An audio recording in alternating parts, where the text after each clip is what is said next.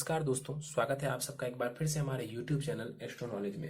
दोस्तों, आज की इस वीडियो में हम एक 32 वर्षीय पुरुष की कुंडली का विश्लेषण करने वाले हैं, जिन्होंने अपने बर्थ डिटेल्स हमारे साथ शेयर किए हैं और एस्ट्रोलॉजी के माध्यम से अपने जीवन से जुड़े हुए कुछ प्रश्नों के उत्तर जानना चाहते हैं और साथ ही साथ चाहते हैं कि मैं इनकी कुंडली का पूर्ण विश्लेषण करूं।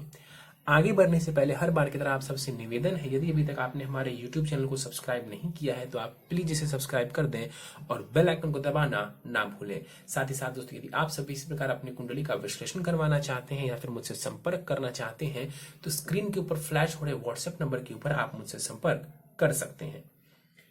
वापस आते हैं इस विश्लेषण के वीडियो के ऊपर। सबसे पहले मैं आप सबों के समक्ष इनके बर्थ डिटेल्स रख देता हूं। इनका जो जन्म हुआ है वो हुआ है 26 जनवरी 1989 को। जन्म का समय है सुबह 6:08 और जन्म का स्थान है मध्य प्रदेश। प्रश्नों की बात की जाए तो विवाह को लेकर के, करियर को लेकर के, धन को लेकर के जानना चाहते हैं, प्रॉपर्टी संबंधित चीजों को लेकर के भी प्रश्न पूछा है, रत्न धारण करने को लेकर के, अपने स्वास्थ्य को लेकर के इन्होंने प्रश्न पूछे हैं। तो इनके जो भी प्रश्न है उसको हम विस्तार पूर्वक लेंगे आखिर में, लेकिन सबसे पहले इनकी लग्न कुंडली को देख लेते हैं जो कि हमारे समक्ष है। इनकी लग्न कुंडली प्रारंभ हो जाती है 9 नंबर से। 9 नंबर यानी कि धनु लग्न की कुंडली बन जाती है यहाँ पर। और चंद्रमा देव देखें तो वो सिंह राशि में जाकर के विराजमान है, यानी इस जातक की कुंडली बनती है धनु लग्न एवं सिंह राशि की। लग्न का मान देखें तो लग्न का मान 29 डिग्री का है और इसको मैंने कंफर्म करने के लिए कई अलग अलग सॉफ्टवेयर के ऊपर चेक किया है, बट लग्न जो है वो धनु ही आ रहा है।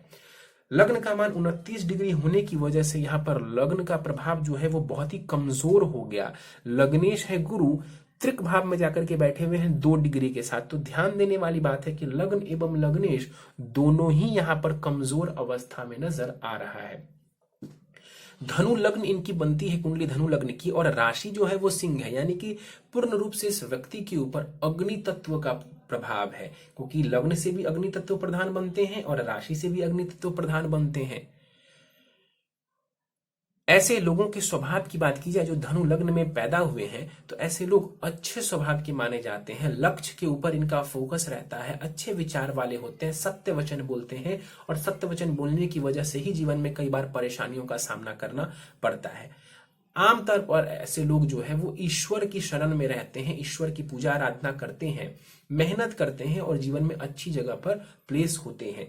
टीचिंग वगैरह के क्षेत्र में, कंसल्टेंसी के क्षेत्र में, बैंकिंग के क्षेत्र में, मैनेजमेंट के क्षेत्र में ऐसे लोगों को ज्यादा देखा जाता है। सरकारी नौकरी की तरफ भी ऐसे लोग जाते हैं क्योंकि सूर्य इनकी कुंडली में भाग्येश बनते हैं, तो सरकारी नौकरी की तरफ भी जाने की टेंडेंसी जो है ऐसे लोगों की होती है।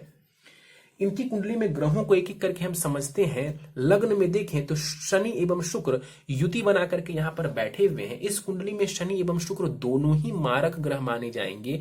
शुक्र जो है वो षष्ठेश एवं लाभेश है, तो वो परम मारक होगा जाकर के कुंडली के लग्न में बैठे हुए हैं। ये स्वास्थ्य के लिए बढ़िया नहीं है। शनि जो है वो द्वितीयेश और तृतीयेश है, ये भी मार्केश है। इस कुंडली में लग्न में जाकर के बैठे हुए शुक्र एवं शनि का यहाँ पर लग्न में बैठना आपके स्वास्थ्य के लिए बहुत बढ़िया नहीं है। और आपको मैंने पहले बताया कि लग्नेश त्रिक भाव में जाकर के बैठा हुआ है। देखिए, जीवन में एक तो स्वास्थ्य की थोड़ी परेशानी रह सकती है, इसके अलावा थोड़ा संघर्ष भी देखने को मिलेगा क्योंकि लग्नेश उठ करके त्रिक भाव में जाकर के बैठे हुए हैं। तो जीवन में संघर्ष से पीछे मत भागिएगा, संघर्ष करते रहेंगे और संघर्ष करेंगे तो सफलता भी जरूर देखने को मिलेगी। यहाँ पर गुरु एवं शुक्र के बीच में राशि का परिवर्तन भी हो रहा है। ये लग्न जो कि आपका शरीर है और छठा भाव जो कि बीमारियों का है, उसके बीच में राशि का परिवर्तन हो रहा है। तो ये स्वास्थ्य के दृष्टिकोण से इसको बहुत बढ़िया नहीं कहा जा सकता है। तो हेल्थ का ध्यान रखेंगे। शनि आपके धनेश है और शुक्र आपके लाभेश हैं। तो इस कुंडली में ये दोनों ही ग्रह जो है वो धन से जुड़े हुए हैं, धन देने वाले ग्रह हैं इस कुंडली में दोनों ही, और दोनों की युति हो रही है। इसका मतलब धन योग बहुत हद तक बन रहा है, महाधनी योग बन रहा है कुंडली में। और कहां पर बन रहा है तो आपके लग्न में बन रहा है। लग्न यानी कि शरीर और लग्न मतलब आप। तो अपनी मेहनत से, अपने पराक्रम से, अपने बूते आप जीवन में खूब सारी धन संपत्ति अर्जित कर सकते हैं, खूब सारा धन लाभ कमा सकते हैं। बैठे बिठाए नहीं होगा, भाग्य के सहारे नहीं होगा। कैसे होगा तो आपके अपने बूते पर होगा, आपकी खुद की मेहनत से होगा, क्योंकि ये दोनों ही ग्रह आपके लग्न में आकर के बैठे हुए हैं। शनि का लग्न में आकर के बैठना ये व्यक्तित्व के लिए इसको बहुत बढ़िया हम नहीं कह सकते हैं, लेकिन फिर भी गुरु की राशि में यहाँ पर शनि आकर के बैठे हुए हैं तो चिंता करने की कोई खास आवश्यकता नहीं बनती है। यहाँ पर शनि आकर के बैठे हुए हैं, विलंब के साथ चीजों को ये देने वाले होंगे, लेकिन देंगे जरूर। संघर्ष मत छोड़ेंगे, संघर्ष करते रहेंगे तो शनिदेव यहाँ पर आपको सफलता दिलवाने वाले होंगे। युवावस्था का शनि है, पैतृक संपत्ति का लाभ यहाँ पर शनि आपको दिलवाएंगे। साहस पराक्रम आपके अंदर शनि डालने वाले होंगे। यहाँ पर बैठ करके शनि आपके साहस पराक्रम भाव को देखेंगे तो ये आपको साहसी बनाएंगे, मेहनत करने की जो है शक्ति वो आपको देने वाले होंगे। हाँ, इतना जरूर है कि शनि आपकी स्ट्रगल को थोड़ा बढ़ा सकता है। इसकी दृष्टि सप्तम भाव के ऊपर पड़ेगी तो विवाह में ये विलंब की स्थिति थोड़ी उत्पन्न करेंगे, क्योंकि वैसे भी अकारक है और शनि का नेचर क्या है तो डिले करना, तो विवाह में थोड़े विलंब की स्थिति देने वाले होंगे। और शनि आपके कर्म स्थान को भी देख रहे हैं तो क्या करेंगे, करियर में भी थोड़ा विलंब की स्थिति खड़ी करेंगे। तो विवाह एवं करियर दोनों में ही जो है थोड़े विलंब की स्थिति ये दर्शा रहे हैं आपकी कुंडली में। शुक्र को देख लेते हैं। शुक्र यहाँ पर 25 डिग्री के साथ बैठे हुए हैं, मृत अवस्था के शुक्र हैं यहाँ पर। और शुक्र जो है यहाँ पर इस कुंडली में मार्केश है, तो स्वास्थ्य का ध्यान रखेंगे। डायबिटीज वगैरह से जुड़ी परेशानी हो सकती है, इसका ध्यान रखेंगे। शुक्र यहाँ पर बैठे हुए हैं, धन के लिए बढ़िया है, पर्सनालिटी के लिए बढ़िया है। शुक्र की दृष्टि सप्तम भाव के ऊपर पड़ेगी, ये अच्छी पत्नी के लिए भी इसको आप अच्छा कह सकते हैं, और साथ ही साथ जो है पत्नी के साथ तालमेल के लिए भी इसको ठीक आप कह सकते हैं। शुक्र बेसिकली क्या है, इस कुंडली में कारक तो नहीं है, तो इस वजह से हम इसको बहुत जबरदस्त नहीं कह सकते हैं, लेकिन शुक्र का प्रभाव जब सप्तम भाव पर हो तो ऐसा माना जाता है कि जो पत्नी होती है वो अच्छी दिखने में होती है, वो सुंदर होती है। तो शनि एवं शुक्र दोनों का ही प्रभाव है आपके सप्तम भाव के ऊपर, तो एक प्रकार से मिक्स्ड रिजल्ट्स देखने को आपको मिल सकते हैं। हालांकि नवमांश जो है वो इस विषय में पूर्ण रूप से आपको बतला देगा। आगे बढ़ जाते हैं, द्वितीय भाव को देखते हैं। द्वितीय भाव में सूर्य एवं बुध बैठे हुए, यहाँ पर बुधादित्य योग का निर्माण हो रहा है। और यहाँ पर हम समझें तो बुध जो है वो अस्त भी है, वक्री भी है, अस्त भी है। यहाँ पर शायद मैंने अस्त का विवरण नहीं दिया है, यहाँ पर मैं आपको बता दूं कि ये जो बुध है ये अस्त के भी हैं सूर्य के कारण, क्योंकि 9 डिग्री के बुध है, 12 डिग्री के सूर्य है, तो निश्चित रूप से यहाँ पर जो बुध है वो अस्त के भी माने जाएंगे। अब देखें तो सप्तमेश एवं कर्मेश है बुध, जाकर के धन भाव में बैठे हुए, तो धन भाव में बुध का बैठना बढ़िया तो माना जाएगा, लेकिन षडाष्टक दोष बना करके बैठे हुए सप्तम भाव से। देखिए, षडाष्टक दोष बना करके बैठे हुए हैं बुध सप्तम भाव से, इस वजह से वैवाहिक जीवन में थोड़ी परेशानी आ सकती है, तो कुंडली मिलान करके विवाह करना आपके लिए जरूरी है। पत्नी हो सकता है वर्किंग हो, और पत्नी के भी माध्यम से जीवन में धन लाभ देखने को आपको मिल सकता है। सूर्य की बात कर लेते हैं। सूर्य यहाँ पर बैठे हुए हैं कुंडली के द्वितीय भाव में, वाणी के भाव में। देखिए, वाणी के भाव में सूर्य का बैठना ये वाणी में एक तेज पैदा करता है, और यहाँ पर सूर्य बैठे हुए हैं तो आपकी वाणी में एक तेज होगा। और यदि आप चाहें तो अपने आप को ज्ञानवान बनाएं, ज्ञानी बनाएं खुद को, ताकि जो भी आप बोलेंगे तो सामने वाला जो है वो मंत्रमुग्ध होकर के आपको सुनेगा। आपके अंदर ये खूबी है, यदि आप चाहें इसको आजमा करके आप देख सकते हैं, खुद को ज्ञानवान बनाएं, अपनी पर्सनालिटी को थोड़ा बढ़िया बनाएं, क्योंकि द्वितीय भाव तो बढ़िया नजर आ रहा है, लेकिन जो लग्न है ना, जो आपका शरीर है, जो आपका व्यक्तित्व है, वहां पर शनि की वजह से थोड़ी परेशानी जरूर है। तो अपने व्यक्तित्व को थोड़ा बढ़िया बनाएं, अपनी वाणी को थोड़ा बढ़िया बनाएं, ताकि सामने वाले के ऊपर आपका प्रभाव बढ़िया पड़े। सूर्य यहाँ पर शनि की राशि में जरूर है, लेकिन तात्कालिक मैत्री में है, तो इसलिए चिंता करने की जरूरत नहीं है। भाग्येश है सूर्य, जाकर के धन भाव में बैठे हुए हैं, तो यहाँ पर सूर्य का धन भाव में बैठना पैतृक संपत्ति के लिए बढ़िया माना जाएगा। अपनी वाणी का ध्यान रखिए, किसी को कटु वचन मत कहिए। इसलिए कह रहा हूं मैं आपको, क्योंकि देखिए शनि एक पापी ग्रह है, उसकी राशि में यहाँ पर सूर्य आकर के बैठे हुए, सूर्य तेज है, पापी राशि में बैठा है, शनि के घर में तेज है, तो कई बार सामने वाले को कुछ ऐसा कह सकते हैं आप जो कि आपको नहीं कहना चाहिए। तो अपनी वाणी का आपको ध्यान रखने की आवश्यकता है। अष्टम भाव के ऊपर सूर्य की दृष्टि पड़ेगी, और सूर्य की दशा वगैरह चलती है, नेत्र से जुड़ी समस्याएं हो सकती है, आंखों का थोड़ा ध्यान रखेंगे। राहु को देख लेते हैं। राहु कुंडली के तीसरे भाव में बैठे हुए हैं, तीसरे भाव में राहु देव बैठे हुए 11 डिग्री के साथ, बलाबल बढ़िया है राहु के पास। कुंभ राशि में राहु देवता बैठे हुए हैं, कुंभ राशि में राहु को बहुत बढ़िया माना जाता है, राहु इसको अपनी राशि की तरह ट्रीट करते हैं। शनि के घर में यहाँ पर राहु देवता बैठे हुए, शनि की दृष्टि भी पड़ रही है, तीसरे भाव में राहु को कारक भी माना जाता है। तो राहु की जो दृष्टि है, माफ करिए, राहु की जो स्थिति है यहाँ पर वो बढ़िया मानी जाएगी आपकी कुंडली में।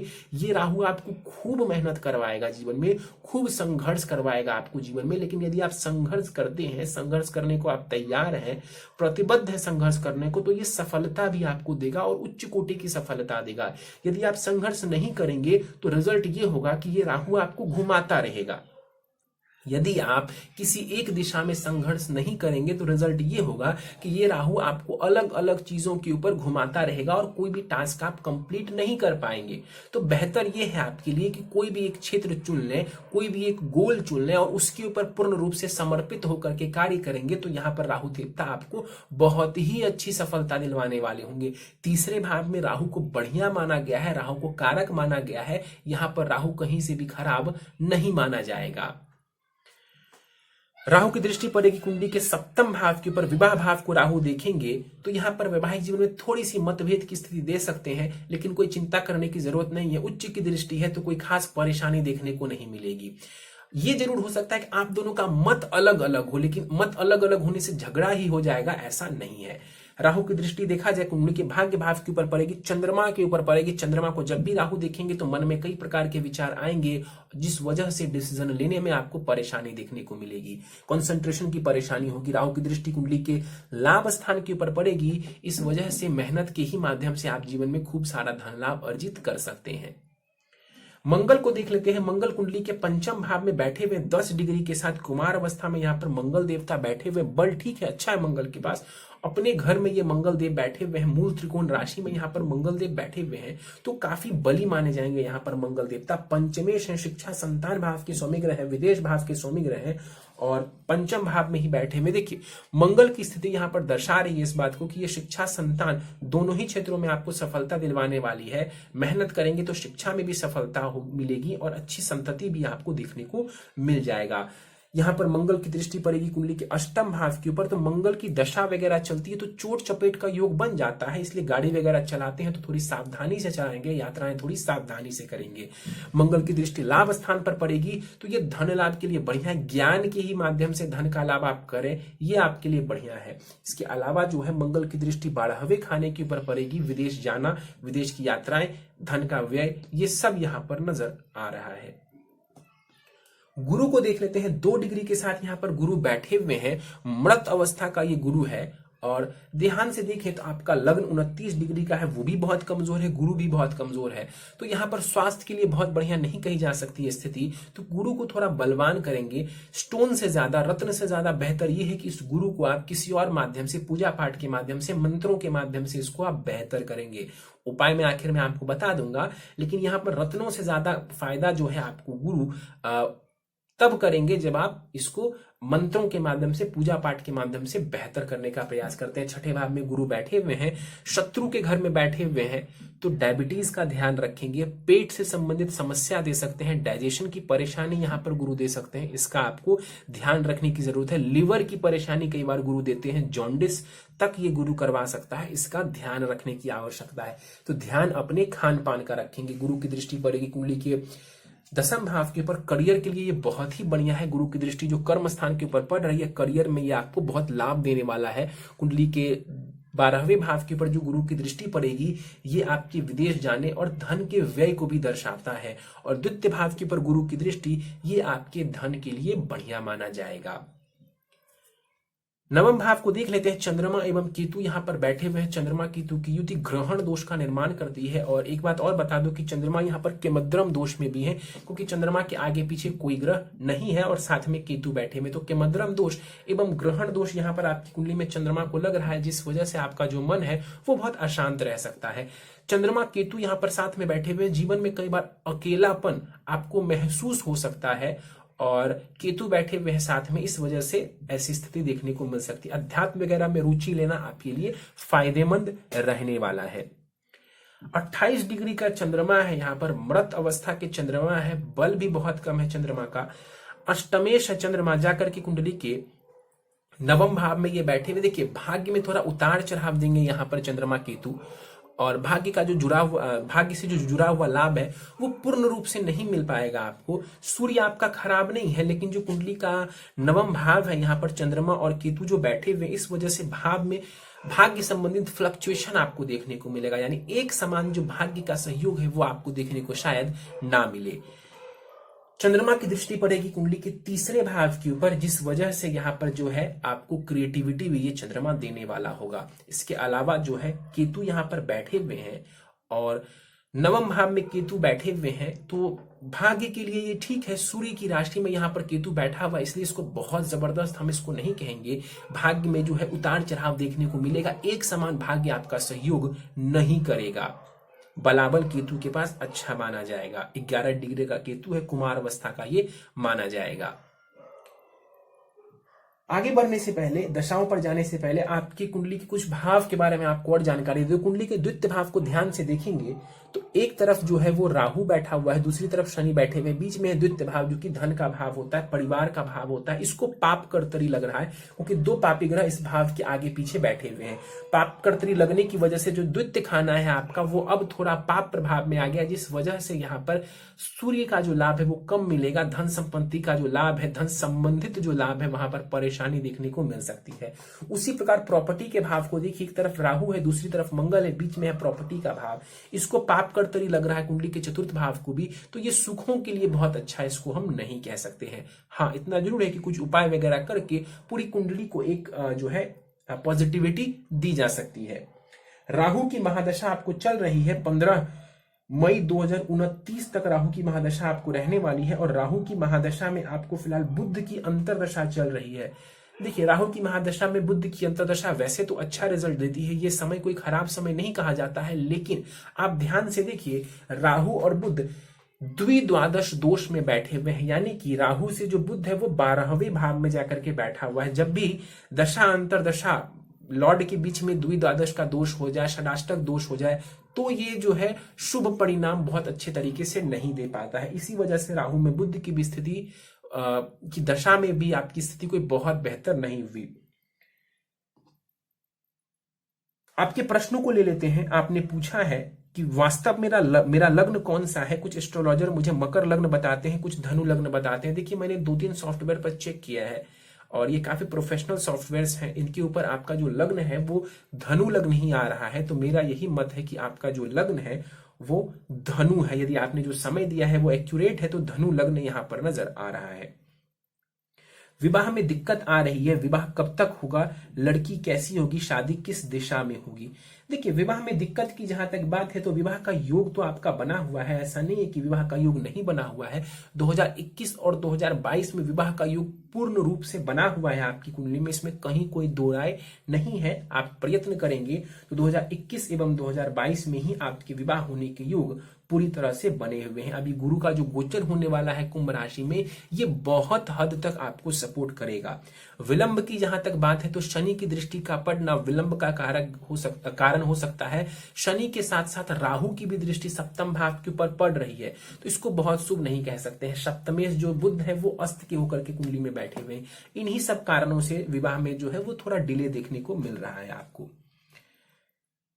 लड़की कैसी होगी आप जानना चाहते हैं अपनी पत्नी के बारे में। देखिए, आपका जो नवमांश चार्ट है वो मैं आपको यहीं पर बता देता हूं। नवमांश चार्ट 9 नंबर से ही आपका प्रारंभ हो रहा है, यानी वर्गोत्तम कुंडली है आपकी, यानी कि आपकी जो नवमांश कुंडली है वो भी धनु लग्न की ही बनती है। वहां पर लग्नेश गुरु नीच के हैं, राहु के साथ बैठे हुए हैं। वहां पर सप्तमेश जो बुध है वो भी नीच का होकर के बैठा हुआ है। ये सारी स्थितियां बहुत बढ़िया नहीं कही जाएंगी वैवाहिक सुख को लेकर के, तो कुंडली मिलान करके विवाह करना आपके लिए बहुत ही ज्यादा जरूरी है। पत्नी अच्छी होंगी और लेकिन कुंडली मिलान यदि आप नहीं करते हैं तो इतना जरूर है कि आपस में परेशानी देखने को आपको मिल सकती है। जहां तक रंग रूप की बात है वो बढ़िया नजर आ रहा है, वहां पर कोई परेशानी मुझे नजर नहीं आ रही है। और नवमांश कुंडली बता रही कि पत्नी सुंदर होंगी, लेकिन आपस में कंपैटिबिलिटी की बात करें, आपस में परेशानियों की बात करें तो वो देखने को मिल सकता है। तो कुंडली मिलान करके विवाह करना आपके लिए जरूरी है। दिशा की बात करें तो घर से उत्तर दिशा की तरफ आप चाहें तो विवाह कर सकते हैं, इसके योग थोड़े नजर आ रहे हैं। IAS IPS सिविल सर्विसेज के योग के बारे में जानना चाहते हैं। देखिए, मंगल आपका बहुत बलवान नजर आ रहा है और यहां पर देखा जाए तो सूर्य की भी स्थिति ठीक ही नजर आ रही है। आप जा सकते हैं इन क्षेत्रों में, और सरकारी नौकरी तो आपको जरूर ट्राई करना चाहिए। नवमांश कुंडली में आपका जो सूर्य है वो उच्च का होकर के बैठा हुआ है, और लग्न कुंडली में भी देखें तो गुरु की दृष्टि कुंडली के दसम भाव के ऊपर पड़ रही है। तो सरकारी नौकरी में आपको जरूर ट्राई करना चाहिए। टीचिंग वगैरह के क्षेत्र में, बैंकिंग वगैरह के क्षेत्र में आप चाहेंगे तो आपको अच्छी सफलता मिल सकती है। एसएससी वगैरह भी आप दे सकते हैं, इसमें भी कहीं कोई परेशानी नजर नहीं आ रही है। आईएएस आईपीएस की जहां तक बात है, आप अभी 32 वर्ष के हो चुके हैं। यदि आप और कुछ समय जो है स्ट्रगल करना चाहते हैं, पढ़ाई करना चाहते हैं, संभव है आपके लिए, तो आप कर लीजिए। इसके योग आपकी कुंडली में मौजूद है। नहीं तो मेरा यह मत है कि अभी आपको गवर्नमेंट नौकरी की तैयारी करनी चाहिए, और उसमें सफलता मिलने के चांसेस बढ़िया नजर आ रहे हैं। इसके बाद इन्होंने पूछा है, कहा है कि अभी करंट में मैं बिजनेस ऑनलाइन कर रहा हूं और इसे मैं चेंज करना चाहता हूं। देखिए राहु जो है ना, ये बहुत हद तक ऑनलाइन कारोबार को दर्शाते हैं। राहु की दशा की वजह से आप इस क्षेत्र में आए हैं। आपकी कुंडली में कोई बहुत जबरदस्त योग नहीं है कि आप इसी क्षेत्र में आजीवन रहेंगे। राहु की दशा जो है वो आपके ऊपर चल रही है। इस वजह से राहु के प्रभाव के कारण जो है ऑनलाइन क्षेत्र में, कंप्यूटर से जुड़े क्षेत्र में, इंटरनेट से जुड़े क्षेत्र में आप आए हैं, और राहु इसमें आपको लेकर के आया है। आप इसको बदलना चाहते हैं, आप बदल सकते हैं, और इसको बदलना मेरे हिसाब से बेहतर रहने वाला है। ग्रहों की पोजीशन को अच्छे से बताया, बिल्कुल मैंने आपको एक एक करके ग्रहों की पोजीशन को बता दिया है। कुंडली में योग की बात की जाए तो बुधादित्य योग एवं शनि शुक्र का यहाँ पर धन योग मुझे नजर आ रहा है। इसके अलावा मंगल और राहु की स्थिति को भी मैं राजयोग में ही कंसिडर करूंगा। सूर्य की स्थिति को भी मैं धन के लिए बढ़िया मानता हूं। तो कुंडली कोई खराब नहीं है, लेकिन संघर्ष जरूर बना हुआ है कुंडली में। गाड़ी, घर, पैसा होगा कि नहीं होगा, गुरु को बेहतर करना जरूरी है। यहां पर देखिए तो गुरु इस भाव के स्वामी ग्रह बनते हैं, प्रॉपर्टी भाव के। वो जाकर के लोन भाव में, छठे भाव में बैठे, मित्रिक भाव में, ये बहुत शुभ नहीं है। और मैंने आपको बताया कि कुंडली का जो चौथा खाना है, इसको पाप कर्तरी लग रहा है। इस वजह से प्रॉपर्टी वगैरह लेने में, गाड़ी मकान लेने में थोड़ी परेशानी आ सकती है। जहां तक धनवान होने की बात है, उसकी टेंशन मत लीजिए। आप संघर्ष करिए, धन की कमी नहीं रहेगी, ऐसा आपकी कुंडली आपको बता रही है। इसके बाद इन्होंने कहा है कि मुझे अभी राहु की महादशा चल रही है, जिससे मुझे बहुत दिक्कत हो रही है। देखिए निश्चित रूप से राहु थोड़ा संघर्ष जरूर करवाता है। तीसरे भाव में राहु बैठा हुआ है, संघर्ष ये करवाएंगे। और मेहनत करिए, संघर्ष करिए, संघर्ष से पीछे मत भागिए, और किसी भी एक चीज के ऊपर फोकस करेंगे, एक डायरेक्शन के ऊपर फोकस करेंगे, एक ही दिशा के ऊपर फोकस करेंगे, तो मुझे लगता है सफलता आपको जरूर मिलेगी। मैं ये कह दूं आपकी बात को जानकर के कि आपका राहु खराब दिख रहा है, ये बात बिल्कुल झूठ होगी। शास्त्रों के मुताबिक आपका जो राहु बैठा हुआ है, ये राहु बहुत ही बढ़िया माना जाता है। कुंडली के तीसरे भाव में राहु को बहुत ही बढ़िया माना जाता है, और यहाँ पर राहु अच्छी राशि में बैठे हुए हैं। तो चिंता मत करिए, मेहनत करते रहिए, मेहनत को जारी रखिए। अच्छा समय आएगा, आपको सहयोग जरूर मिलेगा। अभी देखिए बुध, फिर से बोलता हूं, कोई खराब ग्रह नहीं है कुंडली में, लेकिन ये अस्त के हैं, वक्री हैं, और राहु से द्विद्वादश बैठे हुए हैं, और नवमांश में ये नीच का है। राहु नवमांश में गुरु के साथ जो है चांडाल दोष बना रहा है। इन्हीं सब वजहों से आपको रिजल्ट नहीं मिल पा रहा है। बेसिकली रिजल्ट, ग्रहों का जो शुभ प्रभाव है वो नहीं मिल पा रहा है, क्योंकि कहीं पर द्विद्वादश दोष हो गया, कहीं पर नवमांश में कमी आ गई। इन्हीं सब वजहों से आपको परेशानी आ रही। क्या करेंगे? तो कुछ उपाय कर लेंगे, उन उपायों के माध्यम से आपको लाभ देखने को मिलेगा। कहते हैं कि एक एस्ट्रोलॉजर ने मुझे गोमेद और पुखराज, नील वर्ण पुखराज, मिक्स पुखराज पहनने को बोला है। क्या ये दोनों रत्न मैं धारण कर सकता हूं?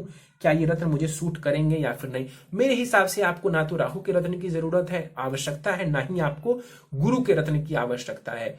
आप मंत्रों के माध्यम से, पूजा पाठ के माध्यम से इनका ज्यादा लाभ ले सकते हैं। आप खुद देखिए कि आपका राहु 11 डिग्री के साथ बैठा हुआ है, शनि के घर में बैठा हुआ है, बली होकर के बैठा हुआ है। इस राहु को और ज्यादा बल देने की आवश्यकता मुझे नजर नहीं आती है। देखिए गोमेद पहन लेंगे तो कोई बहुत बड़ा नुकसान हो जाएगा, ऐसा मैं नहीं कहूंगा, और ऐसा होगा भी नहीं, लेकिन इसकी जरूरत नहीं है।